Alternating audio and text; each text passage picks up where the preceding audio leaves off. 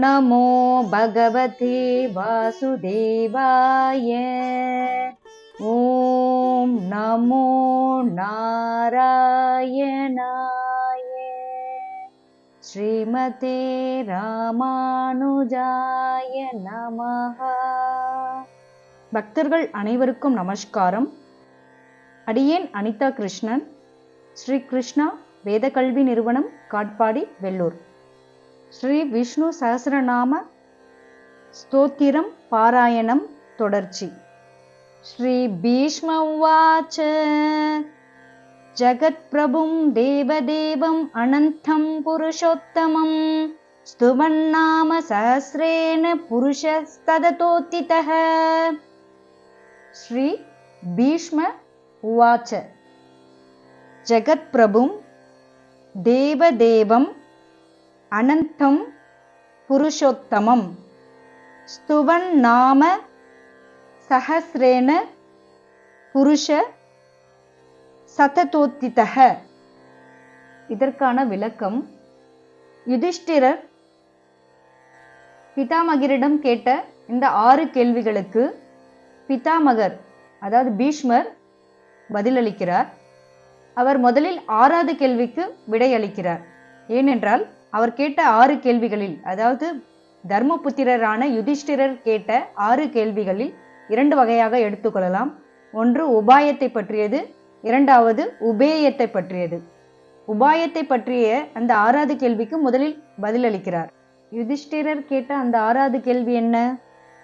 பிறவி அடைந்த ஜந்து எதை ஜபித்து, யாரை ஜபித்து இந்த பிறந்துழலும், அதாவது பிறப்பு இறப்பு என்ற இந்த கட்டிலிருந்து விடுபட முடியும், அந்த சம்சார சாகரத்திலிருந்து மீள முடியும் என்று கேட்கிறார். இதுவே 6வது கேள்வி. கிம் ஜபன் முச்சத்தே ஜந்தூர் ஜென்ம சம்சார வந்தனாது. அதுவே அந்த 6வது கேள்வி. முதலில் இந்த 6வது கேள்விக்கு பதில் உரைக்கிறார் பீஷ்மர். உலக நாயகனும் தேவதேவனும் அளவு கடந்தவனும் ஆகிய புருஷோத்தமனை இடைவிடா முயற்சியுடன் 1000 நாமங்களால் ஒரு புருஷன் துதித்தும். அதாவது இந்த ஸ்லோகத்தில் ஜெகத் பிரபும் என்றால் அனைவரின் நலனுக்காகவும் எப்பொழுதும் எழுந்து செயல்படுபவரும் உலகத்திற்கே இறைவன், அவரே ஜெகத் பிரபு. மற்றும் அவர் உலகில் உள்ள அசையும் பொருள் மற்றும் அசையா பொருள்களின் சுவாமியாக உள்ளவன். தேவதேவம் என்றால் மனிதர்களை விட ஜப செல்வத்தில் உயர்ந்த தேவர்கள் எவ்விதம் மனிதர்களால் துதிக்கப்பட்டு உயர்ந்தவர்களாக கொல்லப்படுகின்றனரோ அதுபோன்று இவன் மற்ற தேவர்களை விட தனது புகழில் உயர்ந்தவன். எனவே ஜெகத் பிரபும் தேவதேவம். அனந்தம் என்றால் இவருடைய அந்த வைபவங்கள் எல்லையற்றது.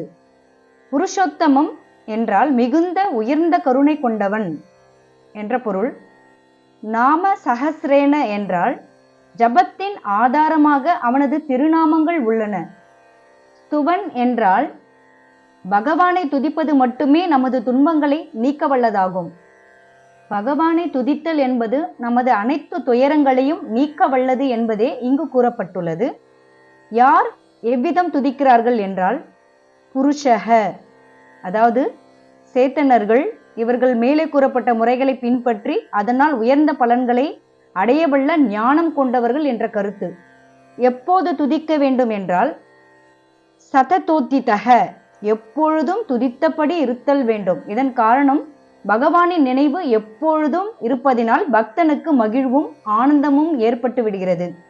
இந்த நிலை மாறும்பொழுது துயரம் உண்டாகிறது.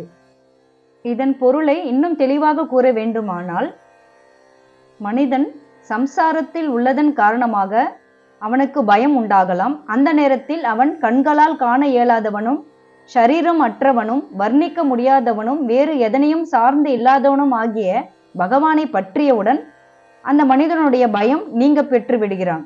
ஆனால் தனக்கும் பகவானுக்கும் சிறிதளவு இடைவெளி ஏற்படுத்தி கொண்டாலும் அவனை அந்த சம்சார பயம் மீண்டும் சூழ்ந்து விடுகிறது என்பதே இதற்கான பொருளாகும். இதையே கலியுக தர்மமான ஹரிநாம சங்கீர்த்தனம் என்றும் கூறலாம். இப்படியாக சாத்திய உபாயங்களுள் ஜபம் என்று கூறப்படும் ஆலம்பன உபாயம் விளக்கப்பட்டுள்ளது. இந்த ஸ்லோகம் தமிழில் ஸ்ரீ பீஷ்மர் உரைத்தார். ஜெகநாதன் தேவதேவன் அனந்தன் புருஷோத்தமன் விஷ்ணு நாமம் ஆயிரங்கள் துதித்தால் துன்பம் இல்லை. அடுத்த ஸ்லோகம். தமேவ சார்ச்சயன் நித்யம் பக்த்யா புருஷமவ்யயம் த்யாயன் ஸ்துவன் நமஸ்யம்ஷ யஜமானஸ்தமேவ ச. தமேவ சார்ச்சயன் நித்யம் பக்த்யா புருஷமவ்யயம் த்யாயன் ஸ்துவன் நமஸ்யம்ஷ யஜமானஸ் தமேவ ச. இந்த ஸ்லோகத்திற்கான விளக்கம். பிதாமகர் பீஷ்மர் யுதிஷ்டிரர் கேட்ட அந்த 6வது கேள்விக்கு பதில் சொல்லிவிட்டு இப்பொழுது 3 மற்றும் 4வது கேள்விக்கு பதில் சொல்கிறார். அந்த 3வது கேள்வி என்ன? யாரை துதித்து மனிதர்கள் உயர் நலனை பெறுவார்கள்? இது 3வது கேள்வி. 4வது கேள்வி, யாரை அர்ச்சித்து மனிதர்கள் உயர் நலனை பெறுவார்கள்? இந்த 3 மற்றும் 4வது கேள்விக்கு இப்பொழுது பதில் உரைக்கிறார் பிதாமகர் பீஷ்மர். மாறுபாடற்ற அந்த புருஷனையே பக்தியுடன் அர்ச்சித்தும் அவனையே மேலும் தியானித்தும் புகழ்ந்தும் நமஸ்கரித்தும் வழிபடுபவன். இதில் அர்ச்சனை மற்றும் ஸ்தோத்திரம் ஆகியவை குறித்து உள்ள இந்த 3 மற்றும் 4வது கேள்விக்கான பதிலை முதலில் கூற விழைகிறார். 5வது கேள்விக்கான பதிலை கூறவில்லை. ஏனென்றால் முதலில் அர்ச்சிக்க தகுந்தவன் யார் என்பதையும் அவனை அர்ச்சிக்கும் விதத்தையும் விளக்குகிறார். அதுவே இந்த 3 மற்றும் 4வது கேள்விக்கான பதில். அதாவது ஸ்துவன் நாம என்ற அந்த 3வது கேள்விக்கான மீது தியானம் செய்வதன் மூலம் வழிபடுவதன் மூலம், அதாவது யாரை தியானம் செய்வதன் மூலம் யாரை வழிபடுவதன் மூலம் என்ற அந்த 3வது கேள்விக்கான பதிலும், அர்ச்சையன் என்ற அந்த 4வது கேள்விக்கு அதே புருஷனை வணங்குவதன் மூலமும் மனிதன் உண்மையான மங்களத்தை அடைய முடியும் என்பதை விளக்குகிறது. இந்த ஸ்லோகத்தில் புருஷம் என்றால் தாமரை போன்ற கண்களை கொண்டவன் புருஷோத்தமன். அவ்யயம் என்றால் எதனை அனுபவித்தாலும் அவனது கல்யாண குணங்கள் வளர்கின்றதோ. இந்த கல்யாண குணங்கள் எப்பொழுதும் வளர்ந்து கொண்டே இருக்கும், குறைவதில்லை. அர்ச்சையன் என்றால் பக்தி யோகத்தில் ஈடுபட்ட ஒருவன். இதன் மூலம் அவனுக்கு கைங்கரியம், அதாவது பகவானுக்கு கைங்கரியம் செய்தபடி உள்ளவன். நித்தியம் என்றால் எப்பொழுதும் என்று பொருள். பக்தியா என்றால் அவன் எனது எஜமானன், நான் அவன் அடிமை என்ற எண்ணம் மேலிட பகவான் மீது கொள்ளும் அன்பு கூறப்பட்டது. இது தவிர தியாயன் என்றால் அவனது உயர்ந்த திருக்கல்யாண குணங்களை எப்பொழுதும் தியானித்தபடி இருத்தல் வேண்டும். இந்த குணங்கள் இடைவிடாமல் பெருகி நிற்கும் அமிர்தம் போன்று இனிமையாகவும் சம்சாரத்தில் ஏற்படும் துயரங்கள் அனைத்தையும் நீக்க வல்லவையாகவும் உள்ளன. இது தவிர ஸ்துவன் என்றால் அவனது குணங்களை எப்பொழுதும் தியானம் செய்த மயக்கத்தால் ஏற்படும் இன்பம் காரணமாக மகிழ்ச்சி பெருகி நிற்கிறது. இதனால் மயிர்கூச்சல் எடுத்து வாயின் மூலம் சொற்கள் வெளிவராமல் தழுதழுக்க, கண்கள் பணிக்க அவன் குணங்களை இடைவிடாது சங்கீர்த்தனம் செய்ய வேண்டும். அதையே இந்த சொல்லானது குறிக்கிறது. நமஸ்யன் என்றால் இத்தகைய பக்தி காரணமாக மமக்காரம் தொலைந்து, அதாவது நான் எனது போன்ற எண்ணங்கள் அகங்காரத்தின் வடிவமாக உள்ள தன்னை அவனது தாமரை போன்ற திருவடிகளில் கிடத்த வேண்டும். அப்பொழுது அவனிடம் இதுவரை எனது என்று எவற்றை நான் எண்ணி வந்தேனோ அவை அனைத்தும் உனதே என்று கூறியபடி சமர்ப்பிக்க வேண்டும். எனதென்று எதுவும் இல்லை, அனைத்தும் உனதே, நீ கொடுத்ததே என்று அவனிடம் சமர்ப்பிக்க வேண்டும். எஜமான என்றால் இவ்விதம் தன்னை அவனிடம் பகவானிடம் சமர்ப்பித்தவுடன் அவன் நம்மை ஏற்றுக்கொண்டு விடுகிறான். இப்படியாக அவன் நமக்கு செய்த பெரிய உதவிக்கு மகா உபகாரம் தகுந்த நன்றி பிரதி உபகாரம் செலுத்த நம்மிடம் ஏதும் இல்லையே என்று பரபரக்க வேண்டும்.